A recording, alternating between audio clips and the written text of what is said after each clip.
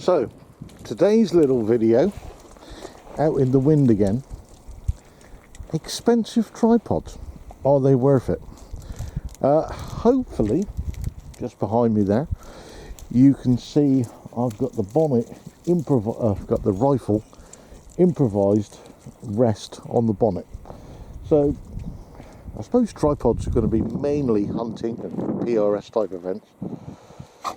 So, that's about as stable, I think, as you can get in a field. So you could replace the bonnet for maybe a hedge, a gate, something to rest on. And next to it, you can see a somewhat rather swanky carbon fibre Fat Boy tripod, which I've had there for about a month and been using it for shooting around the farm buildings with an air rifle for rats. The weather has been absolutely atrocious. I've been sat here for an hour waiting for the rain to stop to film this little video, and everything is soaking wet, so you can't really get the vehicle around the fields.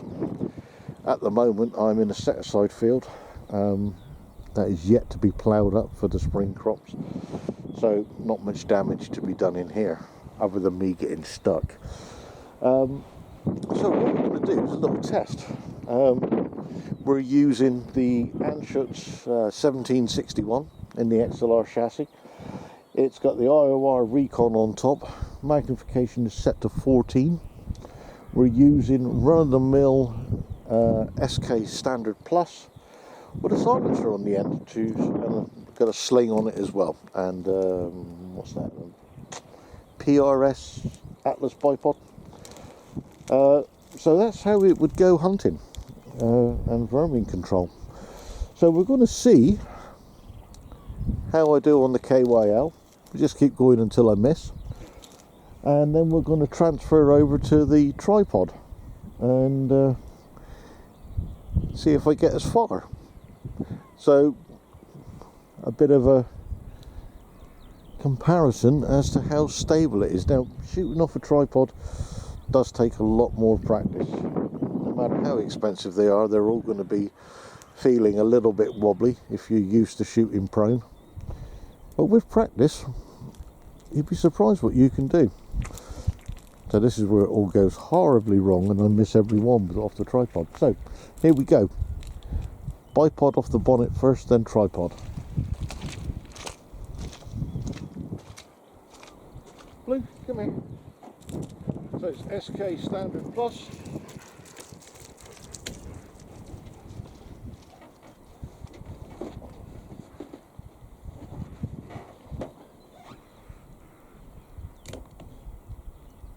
Let's see how we do.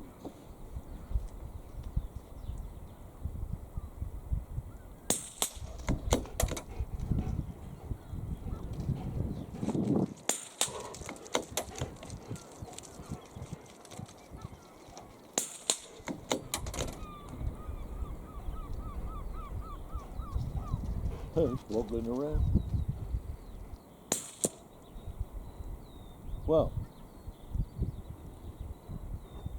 they're all impacting a little bit low.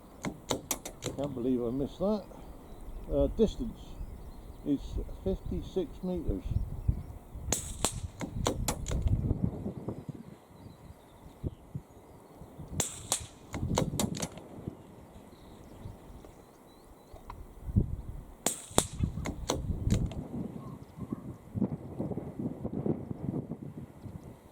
Wait for that to stop moving.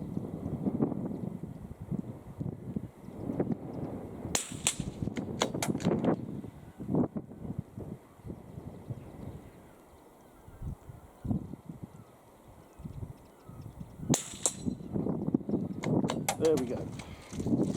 Other than one silly miss, which I don't know why I missed, as it all felt good, we did.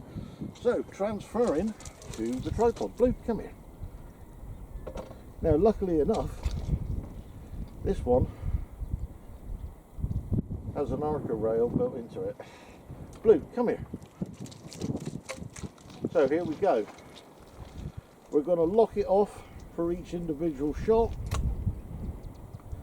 once I get on target, and we'll see how good or bad I do.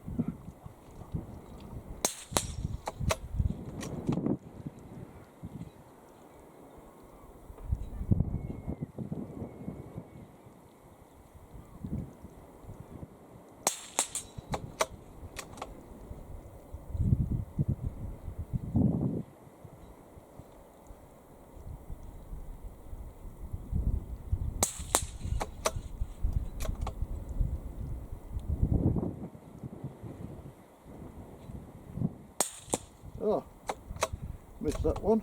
Try again.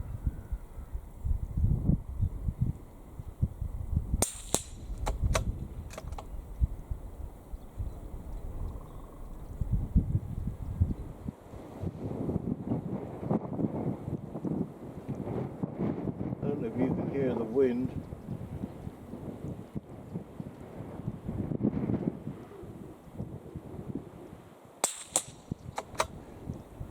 There we go, one miss on both.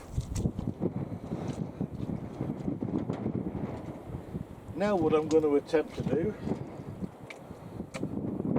is to slacken off the head a little bit and see how quickly I can get through that rack, as if you were, I don't know, trying to clear up a group of targets quickly. Luke, come here. So just slacken that off, and it does pan very, very smoothly. Just a touch more. There we go. And that is still stiff enough to hold the gun steady, but smooth. So here goes. Let's see how quickly I can get across this. Yeah, not that quickly.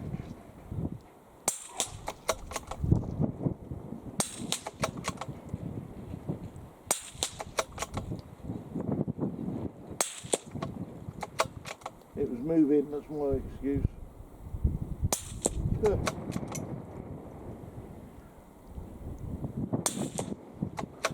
Okay.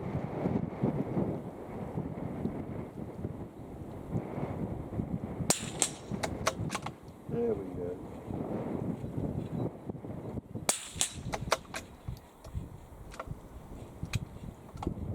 Failure to feed.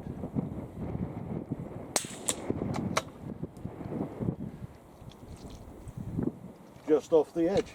So, there we have it. Quick review of an expensive tripod. Is it worth it? Well, I'll let you into a secret. Amazon screwed up and sent me two. Admittedly, I ended up paying for two, and I did have the option of sending it back, obviously. But it's an international order, so I don't know how much aggro that would have been. So I ended up keeping it. I was that impressed. And as you can see there. So quite happy with it, to say the least. Anyway, there we go. A little bit of something for today. Cheers and gone.